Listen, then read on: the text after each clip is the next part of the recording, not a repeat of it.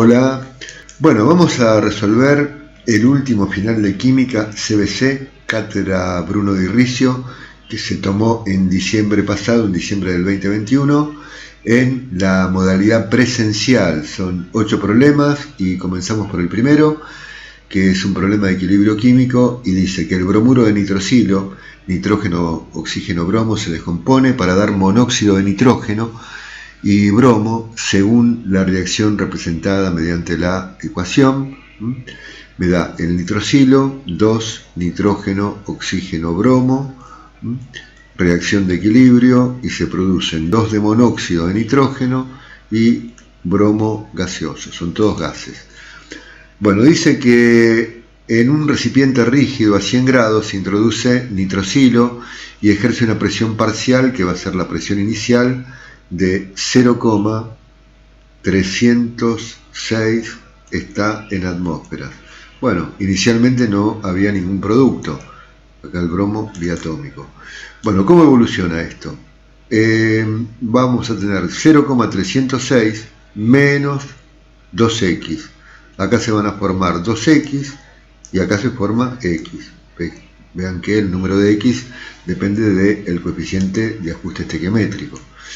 Bueno, pero me dice que en el equilibrio la presión total, o sea, hay una presión total que sería de 0,415 atmósferas. El problema dice cuando se alcanza el equilibrio, se determina que la presión total del sistema es 0,415. Quiere decir que esa presión total va a ser la suma de todas las presiones parciales, o sea, si sumamos todo esto, nos va a dar 0,415. De ahí, de esta ecuación, vamos a despejar la x. Menos 2x más 2x se va. Y me queda que la x va a ser 0,415 menos 0,306. Esto me queda en atmósferas y sería 0,109 atmósferas, eso es x. Quiere decir entonces que cuando llegamos al equilibrio, vamos a tener acá, vamos a tener el doble, 0,306 menos el doble de x, o sea, menos 0,218. Bueno, por lo tanto, esto nos daría 0,088 atmósferas.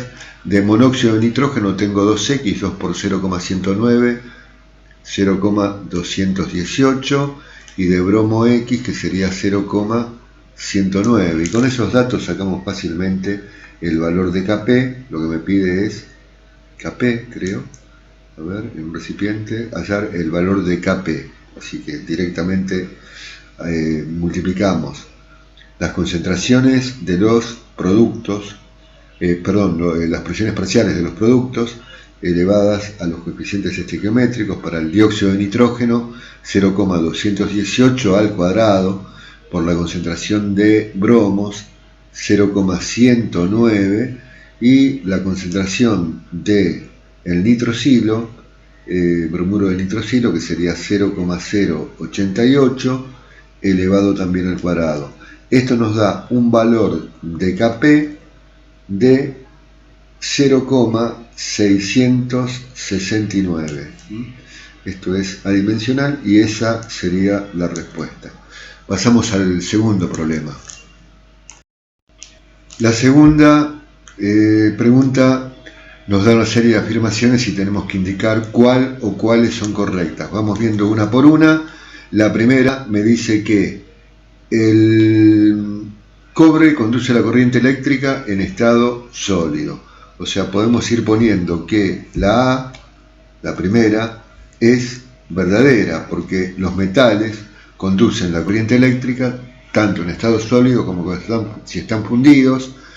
No ocurre lo mismo con los compuestos iónicos, que conducen la corriente eléctrica si están fundidos o si están disueltos en agua, pero no en estado sólido. Bueno, la opción B me está diciendo que la molécula de sulfuro de hidrógeno hidrógeno, azufre, hidrógeno es no polar.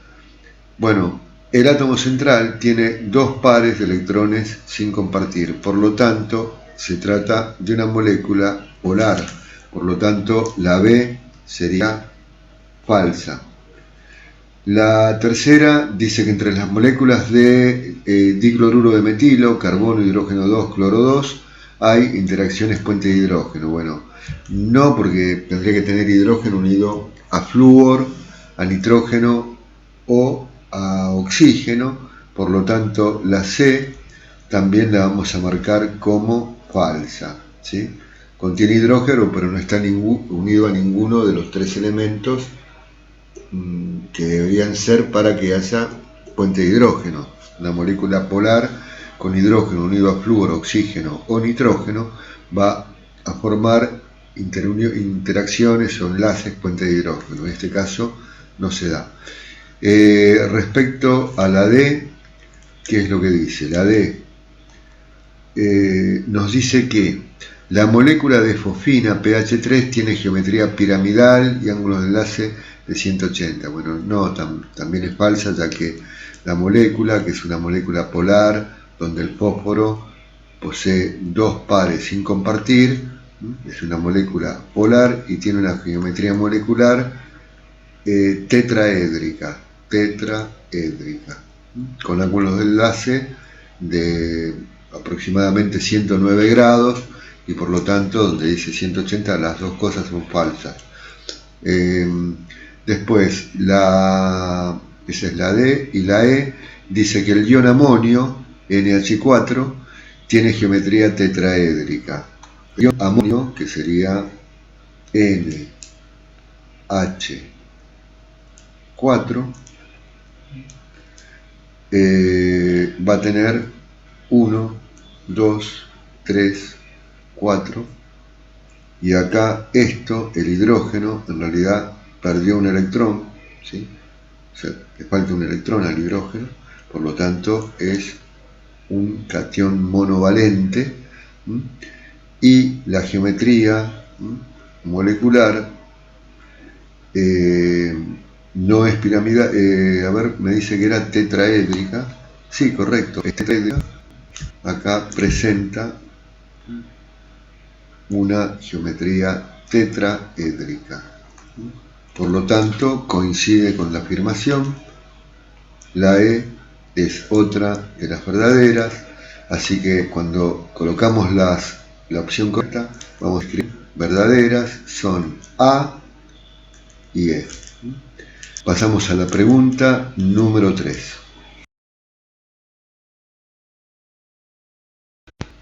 Bueno, el que sigue es un problema sobre ácidos y bases. Me dice que se desean preparar 0,15 litros de una solución de pH 12,5. Para hacerlo se cuenta con dos soluciones: A de hidróxido de magnesio y B hidróxido de sodio. Indicar de cuál soluto se necesita menos masa y cuál es dicha masa expresada en miligramos. Bueno, con la A, que es hidróxido de magnesio, en primer lugar, como se trata de dos bases, vamos a trabajar con el pOH, que va a ser 14 menos el pH. Vamos a considerar 1,5, entonces, que sería 14 menos 12,5. Y en ambos casos, por lo tanto la solución A y B, puedo averiguar a partir del pOH la concentración de hidroxilos, haciendo 10 elevado a la menos pOH, o sea, 10 a la menos 1,5, que nos daría 0,0316 molar. Ahora sí, vamos con la solución A, que es el hidróxido de magnesio. Bueno, en la disociación magnesio OH2, veamos que por cada mol de hidróxido de magnesio se desprende un mol del catión magnesio y 2 oxidrilos. Por lo tanto, entonces la concentración de la base del hidróxido de magnesio va a ser la mitad de la concentración de los oxidrilos, o sea 0,0316 dividido 2. Esto sería 0,0158 molar. Bueno, pero entonces en un litro yo tengo 0,0158. En 0,15 litros, ¿cuántos moles voy a tener? Esto hablando de moles. Serían aproximadamente 2,37 por 10 a la menos 3. 2,37 por 10 a la menos 3 moles.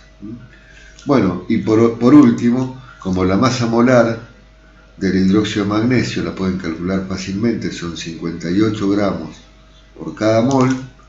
Entonces, si un mol son 58 gramos, 2,37 por 10 a la menos 3 serían ¿cuántos gramos? Nos daría de hidróxido de magnesio unos 0,137 gramos, aproximadamente 137 miligramos. Vamos a poner que tengo de la solución A 137 miligramos. Vamos a conservar solo ese valor y vamos a resolver ahora la B. 137 miligramos de hidróxido de magnesio.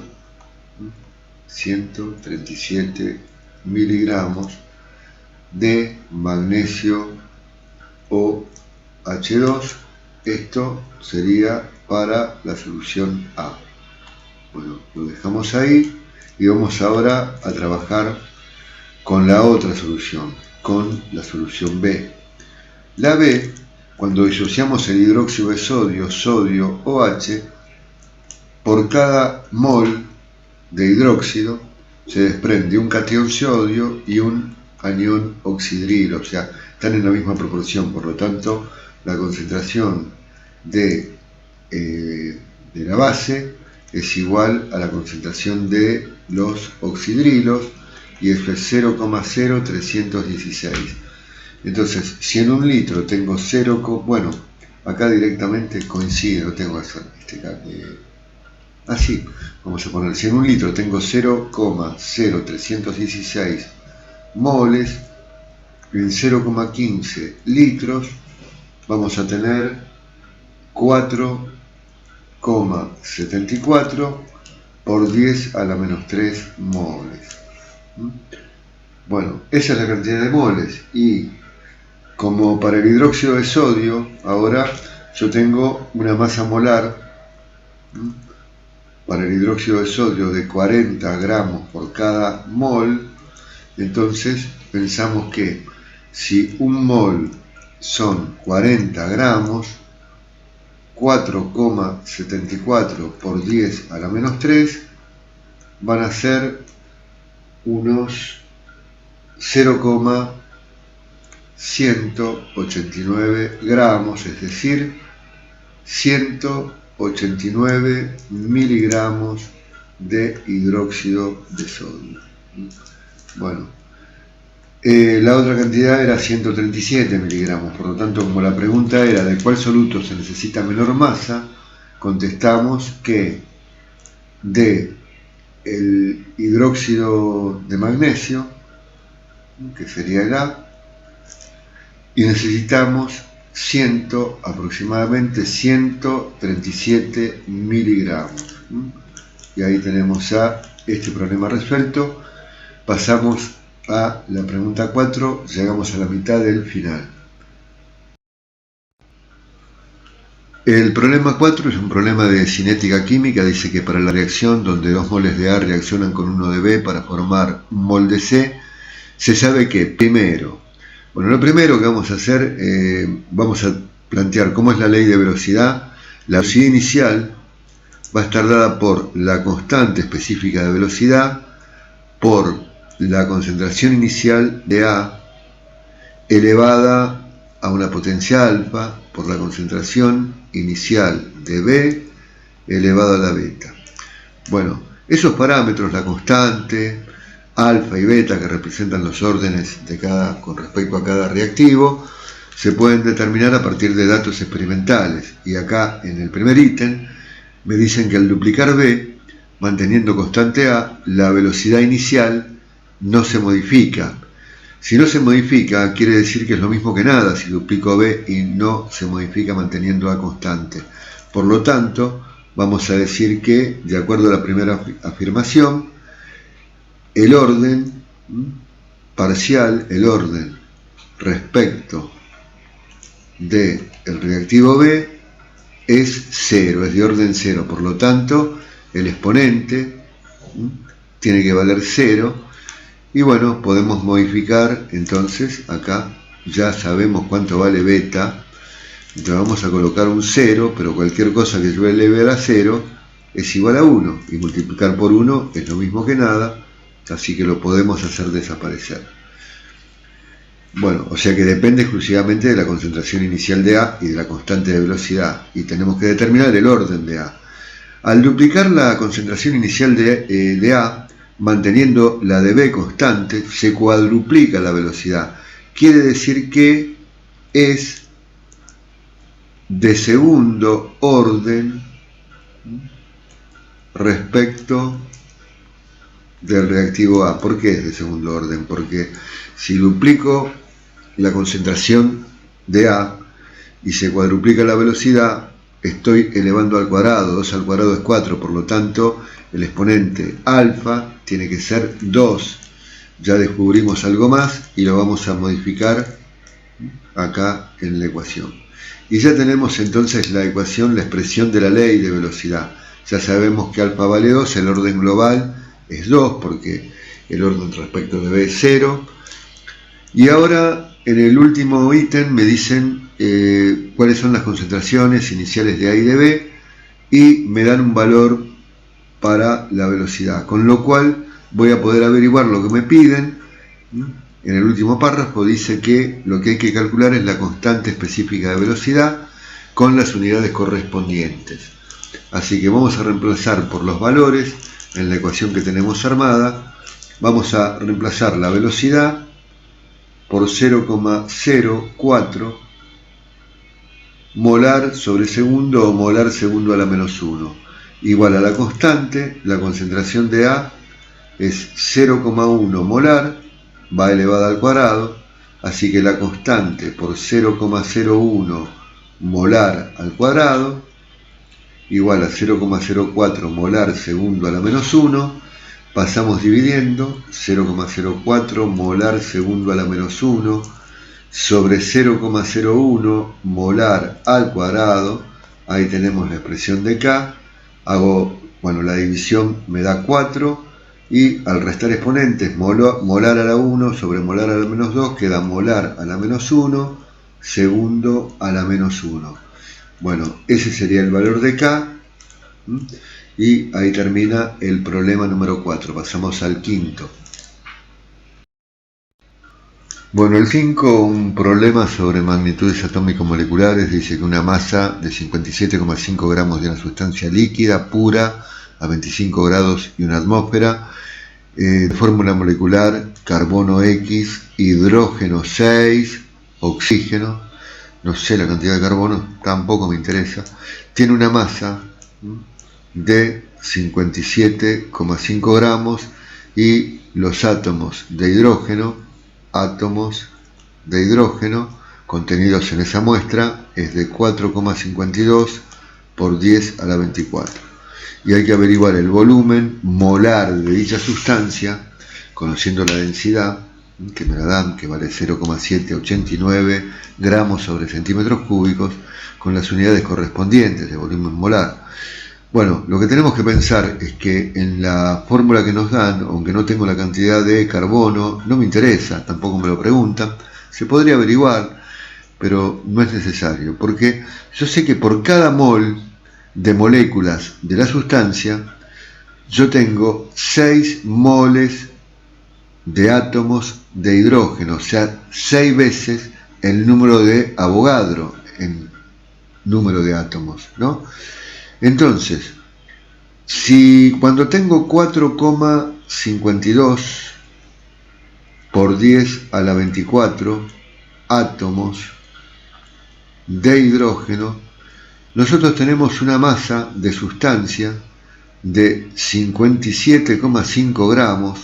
Cuando tenga la cantidad de átomos de hidrógeno, el número de átomos de hidrógeno correspondientes a un mol de sustancia, que eso sería un número de átomos equivalente a 6 números de Avogadro, 6,02 por 10 a la 23 átomos de hidrógeno, la masa, que va a corresponder ya a la masa molar, X va a ser la masa molar, va a ser, hacemos el cálculo, 6 por el número de Avogadro por 57,5 dividido 4,52 exponencial 24, y eso nos va a estar dando una masa de 45,95, casi 46, 45,95, y ya podemos expresarla como gramos sobre mol. Sabemos que la densidad es masa sobre volumen, pero también podríamos considerar que podría ser la masa molar sobre el volumen molar, y por lo tanto el volumen molar va a ser la masa molar dividido la densidad. Así que si a los 45,95 gramos sobre mol dividimos por la densidad, que es de 0,789 gramos sobre centímetros cúbicos, bueno, se van los gramos y llegamos a 58,2 centímetros cúbicos sobre mol. Esa es la unidad correspondiente al volumen molar. Pasamos entonces a la pregunta número 6. Bueno, un problema sobre gases. Dice que un recipiente rígido de 15 litros contiene un gas X, hidrógeno 2. La presión que ejerce ese gas es de 1,1 atmósfera a una temperatura de 70 grados Celsius. Se agrega al recipiente a temperatura constante 0,5 moles de nitrógeno gaseoso y la masa final de ambos gases es de 34 gramos. Bueno, fácil, ¿no? Porque nitrógeno 2, bueno, tiene una masa molar de 14 por 2, 28 gramos por cada mol, así que si un mol son 28 gramos, medio mol, que es lo que tengo, va a tener una masa de 14 gramos, por lo tanto la masa de X hidrógeno 2 va a ser la masa total menos los 14 gramos de nitrógeno, o sea que tengo 20 gramos. Así que ahora vamos a tratar de averiguar cuántos moles tenía, pero yo tengo la presión parcial, así que el número de moles de XH2 va a ser la presión por el volumen sobre R por T. Esto nos daría una presión de 1,1 atmósfera por un volumen de 15 litros dividido por la constante 0,082 por una temperatura de 70 Celsius, que son 323 Kelvin. Bueno, y acá vamos a tener en total un número de moles que sería 0,623 aproximadamente, 623 moles. Y ahora hay que averiguar la masa molar, o sea, la masa de un mol. Si 0,623 moles tienen esa masa de 20 gramos, entonces un mol va a tener una masa que va a ser justamente la masa molar, la masa de un mol, que sería 20 por 1 dividido 0,623. Y esto me da 32,1 gramos por cada mol, porque hay que poner bien la unidad como me pide ahí con las unidades correspondientes, ¿sí? Así que no colocar el número, sino el número con la unidad de lo que me piden, que sería la masa molar. Posiblemente el elemento se trate de, nitrógeno. No, esa es la masa molar del gas, ya no sabemos cuál es el elemento X, no importa. Pasamos al problema número 7, el anteúltimo problema del final. Bueno, el problema 7, el anteúltimo, es un problema de estequiometría. Dice que en un recipiente cerrado se ponen a reaccionar pirolusita, un mineral que contiene un 80% de pureza en dióxido de manganeso, con exceso de una solución 4 molar de ácido clorhídrico, con el objetivo de obtener cloro para el tratamiento de efluentes industriales. Me dan la reacción de obtención del cloro, balanceada, y me dicen que la presión que ejerce el cloro obtenido en un determinado volumen de 20 litros a 25 grados y 760 torricellis, es decir, una atmósfera, es de una atmósfera. Entonces hay que averiguar la masa de pirolusita utilizada con las unidades correspondientes, es decir, en gramos, sabiendo que el rendimiento de la reacción fue del 85%. Bueno, acá me interesa el dióxido de manganeso que está contenido en la pirolusita, del cual tengo número de moles 1 y la masa de ese mol serían 55 y 32, 87 gramos, y por otro lado lo que obtuve es el cloro. Y vamos a averiguar cuántos moles de cloro se obtuvieron en realidad con ese rendimiento del 85%. Para eso hacemos la presión por el volumen sobre R por T. La presión ya sabemos que es de una atmósfera, el volumen es de 20 litros, no voy a poner unidades, dividido por la constante 0,082 y la temperatura 298. Y esto me da 0,818 moles.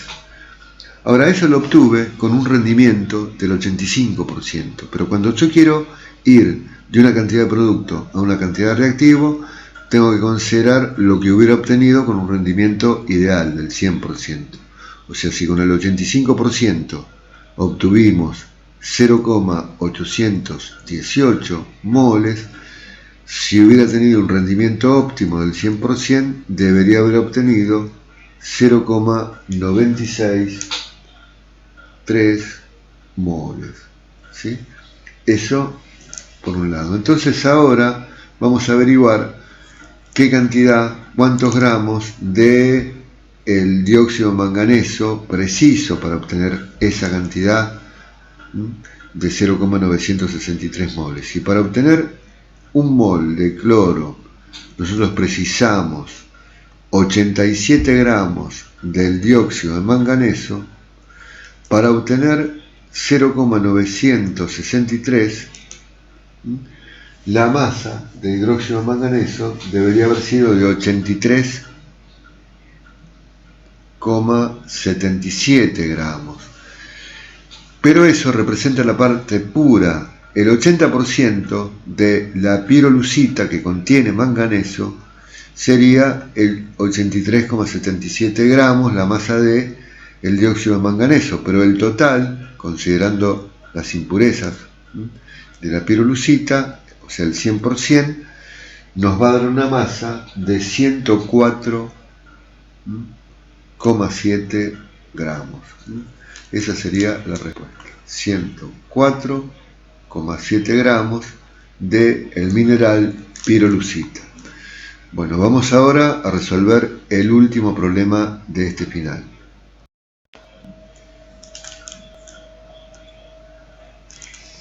Bueno, el último problema, el 8, es uno donde hay que justificar y dice que dadas las especies siguientes, me da una serie de iones y hay también un gas inerte, el criptón, me da el catión del calcio, el del estroncio, el del azufre y el del cloro, todos elementos representativos, así que hay que indicar cuál cumple con todas las características.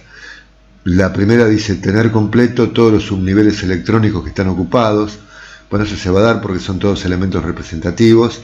Tener más de 16 neutrones, tener distinto número de neutrones que de electrones, y que la masa de la especie medida en UMAS sea menor que la masa atómica promedio del elemento medida en UMAS.